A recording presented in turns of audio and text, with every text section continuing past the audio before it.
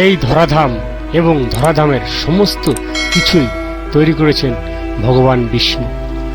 ভগবান বিষ্ণু মানুষ তৈরি করার পর মানুষের প্রয়োজন ছিল জ্ঞান, বুদ্ধি, বিজ্ঞান, আচার, ব্যবহার, বিবেক, সমর্পণ।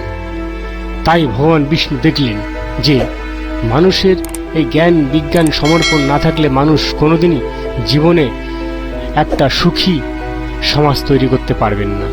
তাই ভগবান বিষ্ণু তৈরি করলেন চতুর্বেদ। এই চতুর্বেদে মানুষের জ্ঞান, বিজ্ঞান, মানুষের সঙ্গীত সমস্ত কিছুই আছে এই চতুর্বেদে। ভগবান বিষ্ণু সবসময় মানুষের কল্যাণের কথাই ভেবেছেন, বিশ্ব কল্যাণের কথাই ভেবেছেন। দেখুন বিশ্ব কল্যাণের জন্য ভগবান বিষ্ণু কিভাবে জ্ঞানের ভাণ্ডার তুলে দিয়েছিলেন মনুষ্য সমাজে, সমাজ কল্যাণের কাছে।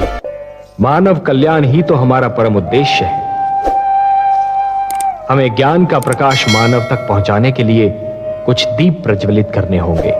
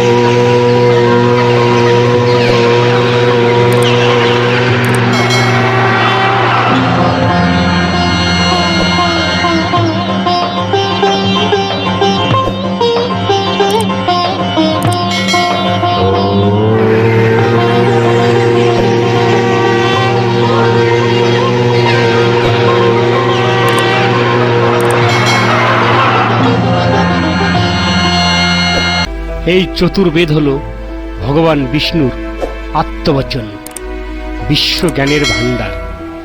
এই বাল্যস্বরূপ চতুর্বেদ বিধাতার কাছে নিজেদের নামের পরিচয় কিভাবে দিয়েছিল আসুন দেখে নেই আমরা।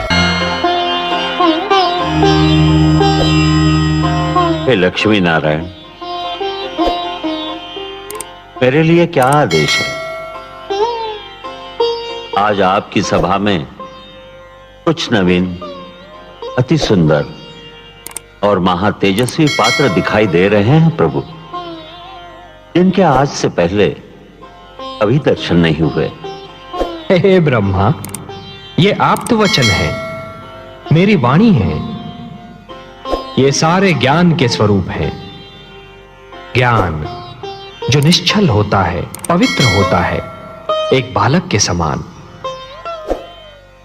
और इसीलिए इन्हें बाल स्वरूप प्राप्त हुआ है। ब्रह्मा जी,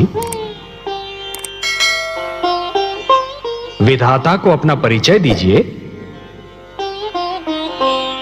हे ब्रह्मा, भगवान विष्णु ने मेरा नाम ऋग्वेद रखा है। हे प्रजापति, भगवान विष्णु ने मुझे यजुर्वेद का नाम दिया है। हे विधाता, भगवान विष्णु ने मुझे सामवेद कहकर पुकारा है। हे प्रभु, भगवान विष्णु से मुझे अथर्ववेद का नाम मिला है। বিশ্বের শ্রেষ্ঠ রচনা হলো বেদ, এই চতুর্বেদ বাল্যস্বরূপ। বেদ মানুষ কেন পাঠ করবে, কেনই বা শুনবে? বেদের প্রয়োজনীয়তা কি? বেদ পড়লে মানুষের কি শিক্ষালাভ অর্জন হবে? বেদ মানুষ সমাজকে কতটা উন্নতির পথে নেবে, মানুষকে কি শিখাবে, মানুষকে পথ কি সুগম করবে বেদ পাঠ করলে? আসুন শুনে নেই ভগবান বিষ্ণুর মুখ থেকে কি বলেছেন এই বেদের সম্পর্কে। हे त्रिलोकीनाथ, परिचय तो मिल गया, परंतु मेरे लिए इनकी रचना का उद्देश्य अब भी एक भेद बना हुआ है। कौन सी आवश्यकता इनकी रचना का कारण बन गई सर्वेश्वर? शिशु जब अपने पांव पर खड़ा होना और चलना सीख रहा होता है, तो हर पग पर उसके पांव डगमगाते हैं। उसे गिरने का भय होता है, तब उसे किसी उंगली या हाथ के संबल की आवश्यकता है। मानव जीवन भी अभी बस अपने पांव पर खड़ा होना और चलना सीख ही रहा है ब्रह्मा जी। उसे भी किसी संबल की आवश्यकता है, ज्ञान की आवश्यकता है, प्रकाश की आवश्यकता है। और ये मेरे वेद, मेरी वाणी, मेरे आप्त वचन मानव की इसी आवश्यकता की पूर्ति करेंगे। मैं उसे वो ज्ञान देना चाहता हूं जो किसी और प्राणी के पास ना हो। मैं उसे वो विवेक देना चाहता हूं जो उसे श्रेष्ठता दे, समृद्धि दे। ये वेद मैंने मानव कल्याण के लिए रखा। इसीलिए तो जगत आपको मंगलकारक कहता है। हे विश्वेश्वर, आपको सदैव मानव कल्याण का ध्यान रहता है।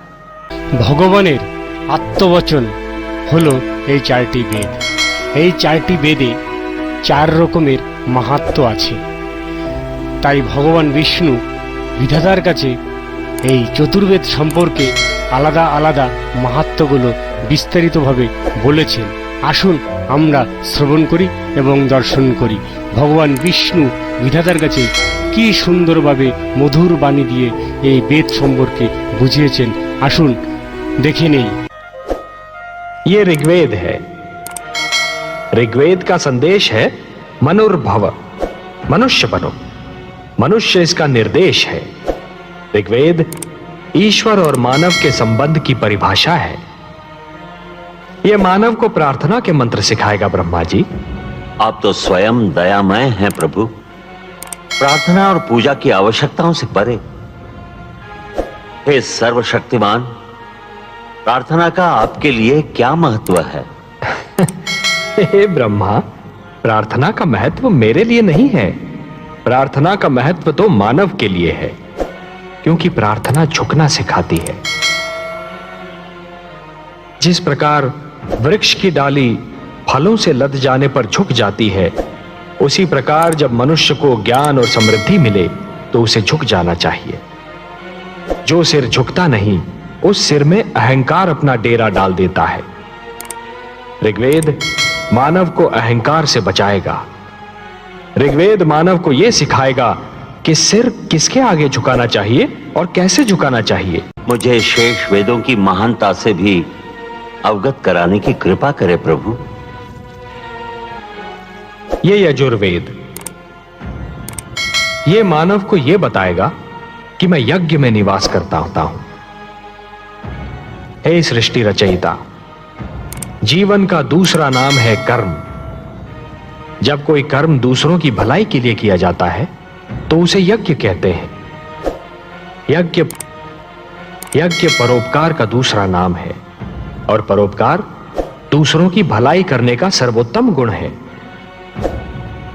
हे ब्रह्मा, जैसे एक रस्सी के बिना जल से भरा हुआ डोल कुएं से बाहर नहीं आ सकता, वैसे ही यज्ञ के बिना मानव जीवन भी अज्ञान के अंधकार से ज्ञान के उजाले में नहीं आ सकता। और यही संदेश देगा मानव को ये यजुर्वेद। मुझे सामवेद। हे ब्रह्मा, आपकी सृष्टि के कण कण में संगीत बसा है। संगीत जो मन को मुग्ध कर देता है। संगीत कोयल की कूक में भी है और पपीहे की पुकार में भी, नदी की लहरों में भी है और झरने के बहाव में भी।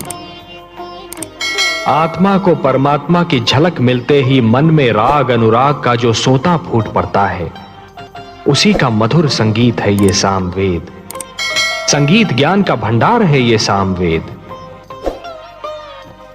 और यह अथर्ववेद।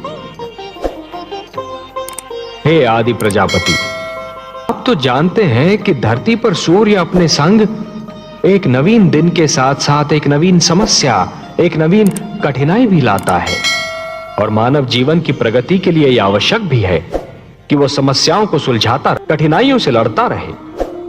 यह अथर्ववेद मानव को धरती पर पैर जमाने का पाठ पढ़ाएगा, उसके मन और शरीर को आपत्तियों विपदाओं से बचना सिखाएगा और समस्याओं को सुलझाने का मार्ग दिखाएगा।